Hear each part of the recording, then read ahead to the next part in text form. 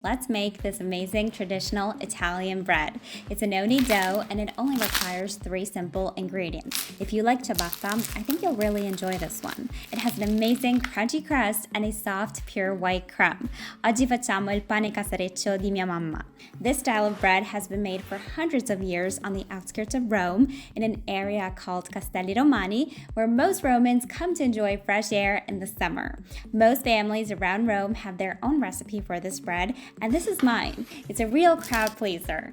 I'm going to show you 2 different ways to make this bread. Both are easy, but you'll see that different techniques give quite different results.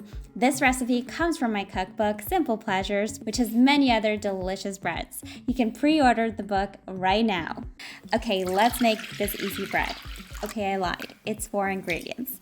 But Jamie Oliver would not consider salt an ingredient. If that's how he's gonna roll, I'm gonna roll with him. In a big bowl, the biggest bowl you have, combine together water, salt, and yeast. You want to use the biggest bowl you have, as this dough could potentially escape the bowl. Now, this first method does not involve any skill whatsoever. It's perfect for beginners, and as promised, there's no kneading, no babysitting the dough. You mix the ingredients and you forget about the dough. This is the way busy working people have been making this bread for hundreds of years. If you don't work from home but you want fresh bread on the table for dinner, this might be the version for you. You make the dough in the morning before you go out to work and quickly bake it when you get home. This takes 5 minutes of your morning and you'll see it again that evening. I've added the flour and you want to mix until a shaggy dough forms. I do like to finish mixing the dough with my hand. This allows me to feel the dough to make sure all the flour is incorporated. Yes, it will be sticky, and yes, it will be messy, but nothing is as good at mixing as your hands. Push down the dough with a spatula as best you can, cover the bowl, and forget it. Leave it on the countertop for a minimum of 6 hours. In this particular method, time is essential for gluten development. So see you in 6 hours, folks, or later. Now let's make the second version. Same recipe, different amount of yeast, and different technique, the stretch and fold technique. This technique allows you to get a loaf with much better oven spring. It will rise much higher and the crumb will be more aerated. Combine the water, salt, and yeast. Add the flour and you want to mix until your dough comes together.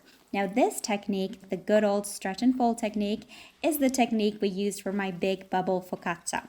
Essentially, what you're going to do is make the dough, cover it well, and come back every half an hour and perform a series of stretch and folds. We're going to do about 4 to 5 series in total. Take one side of the dough, lift and stretch and fold the dough, bringing it to the opposite side of the bowl. Rotate the bowl 1/4 and repeat this process. You want to do about 3 to 4 folds per session. Cover the bowl again and come back in 30 minutes and do the next series of stretch and folds. Now this method helps the dough start to develop gluten, so you'll be able to enjoy this bread in a couple hours. But there's more to it. As you're doing the multiple series of stretch and folds, you're gradually creating more and more tension in the dough. This happens because we're creating a network of bubbles that are expanding due to the yeast fermentation, stretching out the gluten network in the dough and causing it to have tension as you fold it. By creating all this tension in the dough, we're creating a dough that can support its own weight as it expands in the oven. Without all the stretching and folding, the dough won't be able to hold its own weight as it expands, so it simply will not rise as much. This is why the first loaf we made won't rise as much as the second loaf.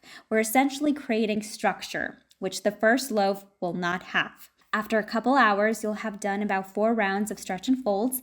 We're ready to bake this loaf. Perform one last series of stretch and folds, set the dough to the side, and get your Dutch oven.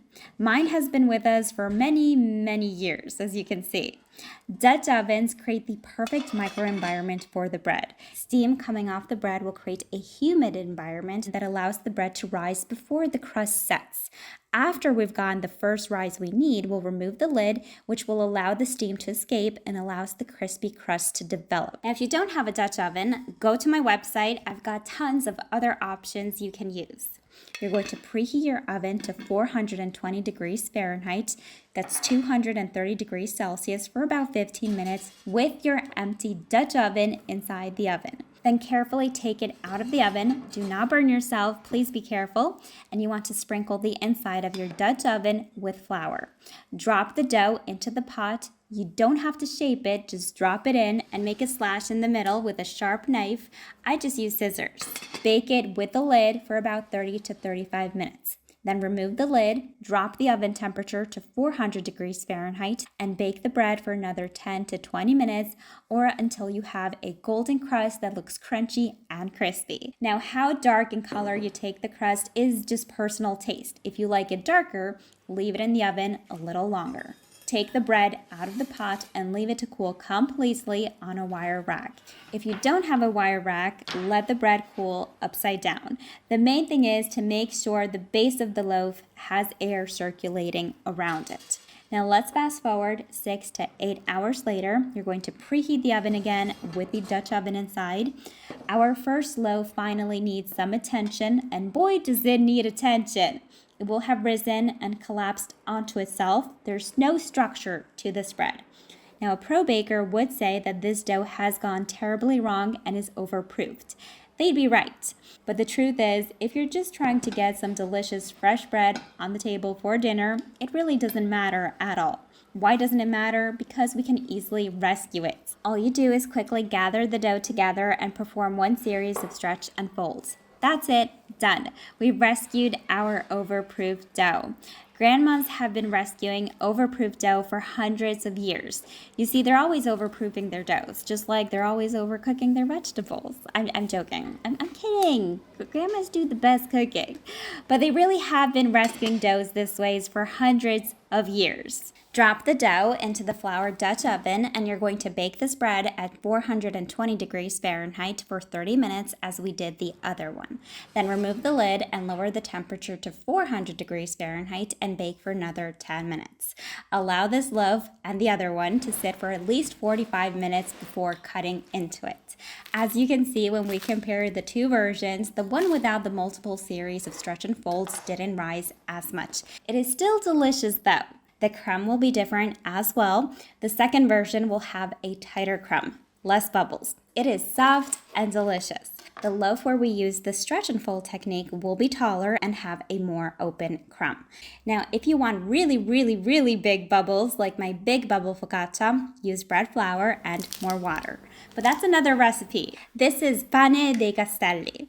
You can use this bread the same way you'd use any other rustic country loaf. It's great with soup. It's great for sandwiches.